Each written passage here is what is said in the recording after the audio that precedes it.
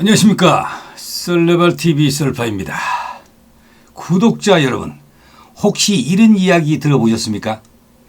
조선의 임금 세조가 고양이 덕분에 목숨을 구했다는 이야기, 그리고 그 고양이에게 고마워 절에 논밭을 하사했다는 이야기, 심지어 부처님에게 바친 공양미의 어원이 사실은 고양이를 위한 살, 고양미에서 나왔다는 속설까지 전해지는 곳이 있습니다. 믿기 어려운 얘기 같지만 이 설화가 전해지는 사찰이 실제로 있습니다. 바로 강원도 평창 오대산 깊은 곳에 자리한 상원사입니다. 오늘은 조선 세조와 깊은 인연을 가진 사찰 상원사에 대한 썰을 한번 풀어보겠습니다. 이곳에는 세조의 병을 낫게 했다는 문수동자 이야기, 왕을 구했다는 고양이의 석상, 현존한 우리나라 최고의 동종, 그리고 황금빛 봉황보단까지 있습니다. 자, 그럼 오대산 깊은 산속으로 함께 들어가 보겠습니다. 상원사는 강원도 평창군 진부면 오대산에 위치한 사찰입니다. 대한불교 조계종 제4교구 본사인 월정사의 말사이죠. 이름을 한자로 풀이하면 상원사라고 씁니다.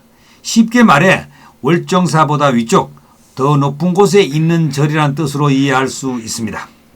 실제로 상원사는 월정사에서 계곡을 따라 해발 950m까지 올라가야 만날 수 있는 사찰입니다. 깊은 산속에 숨어있는 절이지만 이곳은 단순한 산사가 아닙니다. 조선 왕실의 이야기와 불교 신앙, 그리고 묘한 설화들이 겹겹이 쌓여있는 장소이기도 합니다.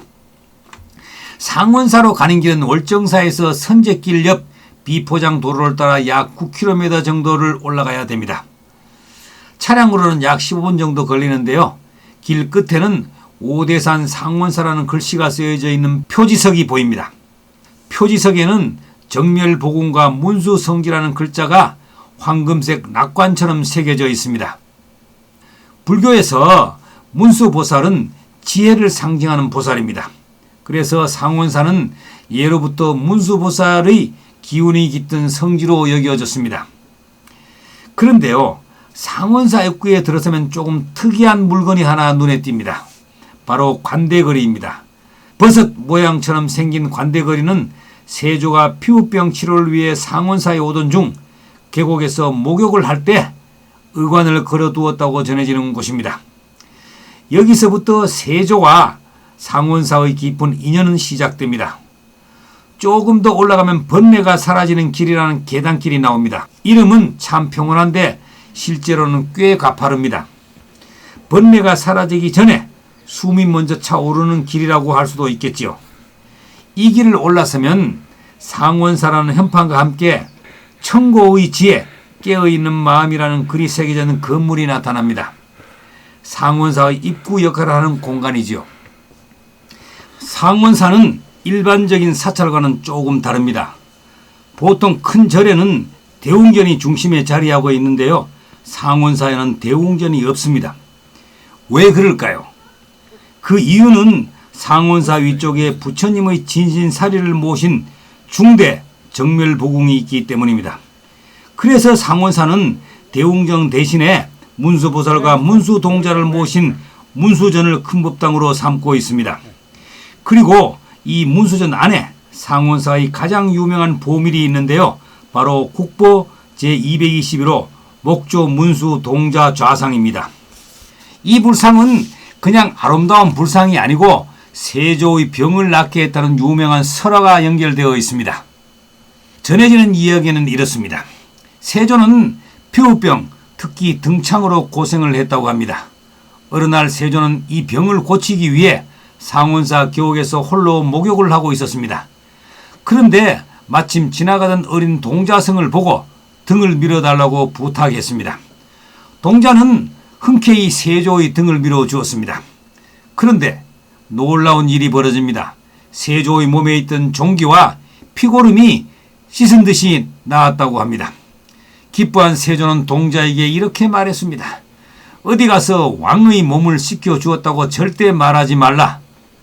그러자 동자는 빙그레 웃으며 이렇게 대답했습니다. 임금께서도 어디 가서 문수보살이 등을 밀어주었다고 말하지 마십시오. 그리고는 동자는 호련히 사라졌다고 합니다. 세조는 그제야 자신이 만난 존재가 평범한 동자승이 아니라 문수보살의 화연이었다고 깨닫게 됩니다. 이후 한양으로 돌아간 세조는 자신이 본 동자의 모습을 화공들에게 그리게 했고 그 모습을 바탕으로 나무를 깎아 불상을 만들게 했다고 합니다. 그것이 바로 지금 상원사 문수전에 있는 목조 문수 동자 좌상이라는 이야기입니다. 그런데 이 이야기가 단순한 전설로만 끝났다면 그냥 흥미로운 불교 설화로 남았을 것입니다. 하지만 1984년 문수 동자상의 내부를 조사하던 중 불상 안에는 조선 정기 왕실의 의복인 명주적삼, 즉 저고리가 나온 것입니다. 더 놀라운 점은 이 저고리 곳곳에 피고름과 진물이 묻은 듯한 얼룩이 남아 있었다는 점입니다. 그래서 이 옷은 세조가 등창을 알았을 때 입었던 의의로 추정되기도 합니다. 또한 복장 유물에는 세조의 둘째 딸 의숙공주 부부가 세조 12년 1466년에 이 문수 동자상을 조성해 모셨다는 이 내용도 전해집니다. 자, 여기까지가 세조의 병을 낫게 했다는 문수 동자 이야기입니다.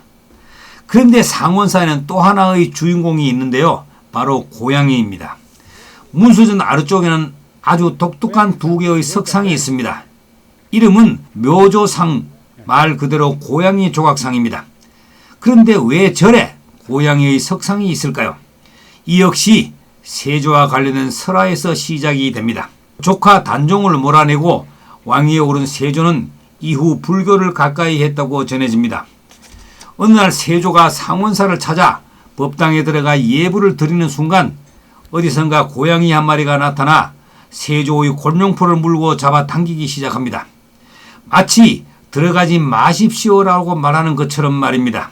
이상하게 여긴 세조는 병사들에게 법당 안팎을 샅샅이 수색하게 했습니다. 그런데 놀랍게도 법당 안에 자객이 숨어 있었다고 합니다. 고양이가 아니었다면 세조는 목숨을 잃었을지도 모릅니다.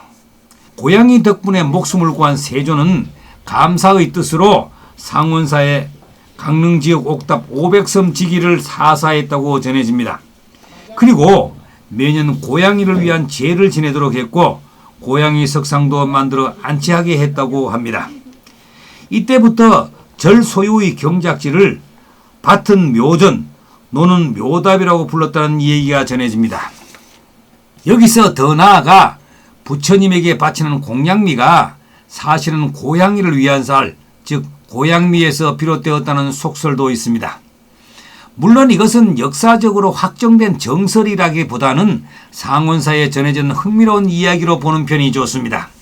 하지만 바로 이런 설화 때문에 상원사는 요즘 고양이를 좋아하는 사람들에게도 특별한 장소로 기억되고 있습니다. 이제 상원사의 대표유산을 하나 더 살펴보겠습니다. 바로 국보 제36호 상원사의 동종입니다. 상원사 동종은 통일신라 성덕왕 24년 서기 725년에 만들어진 종입니다. 현존한 우리나라 동종 가운데 가장 오래된 종으로 알려져 있습니다. 높이는 167cm, 입지름은 91cm이며 종에 소개된 명문을 통해 제작 연도를 확인할 수 있습니다. 이 종은 원래 안동에 있었던 것을 나라의 명의에 의해 상원사로 옮겨왔다고 전해집니다. 조선 예종 1년인 1469년에 선왕 세조의 명복을 빌기 위해 옮겨왔기 때문에 이후 상원사의 동종이 되었다고 합니다. 현재 이 동종은 종구 일부에 균열이 생겨 실제로 타종하지는 않는다고 합니다. 대신 모작품을 만들어 사용하고 진품은 유리 안에 보존되어 있습니다. 상원사 동종의 아름다움은 특히 조각에서 빛이 납니다. 종 몸체에는 구름 위에서 악기를 연주하는 비천상이 새겨져 있습니다. 천의 자락을 날리며 공우와 생을 연주하는 주악 비천상의 모습은 매우 경쾌하고 아름답습니다. 이 종은 통일신라 금속공예의 수준과 한국 범종의 전형적인 아름다움을 보여주는 걸작이라고 합니다. 상원사 마당 왼쪽에는 황금빛으로 높이 솟은 봉황보당이 있습니다. 봉황은 예로부터 신성한 상상의 새로 여겨졌고 기린, 거북, 용과 함께 사령의 하나로 불렸습니다. 보당은 사찰의 영역을 표시하거나 의례용 깃발을 거는 상징물입니다. 상원사의 봉황 보당은 세조가 상원사를 참배했을 때 왕의 상징인 어룡기를 걸어두었던 것과도 관련이 있다고 전해집니다. 지주에는 용과 호랑이가 조각되어 있고 기단은 거북이 형상으로 만들어져 장엄한 분위기를 더합니다. 오늘은 조선 세조와 깊은 인연을 가진 오대산 상원사에 대한 썰을 한번 풀어보았습니다. 구독과 좋아요는 더 좋은 썰레발 TV를 만드는데 큰 힘이 됩니다. 감사합니다.